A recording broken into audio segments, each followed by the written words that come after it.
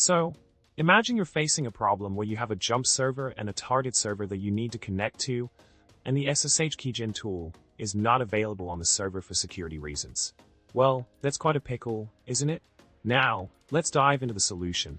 The key here is to use the SSH copy ID command.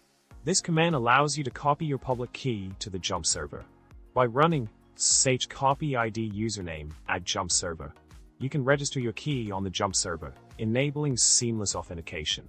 This is a crucial step in solving this tricky situation.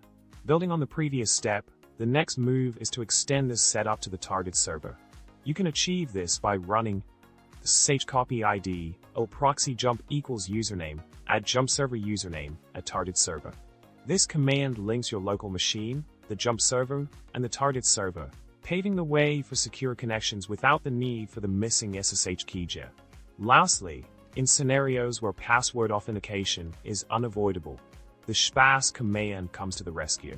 By using sshpass pmypassword shj username at jump server username at target server, you can pass the password in a single command, overcoming the limitations posed by the absence of SSH keygen. In conclusion, navigating through SSH configurations and limitations can be challenging, but with the right tools and commands, like SSH copy ID and sshpass, you can establish secure connections and overcome obstacles like missing key generation tools. Good luck with your SSH adventures, and remember to like, subscribe, and drop a comment below to let us know how your SSH journey is going.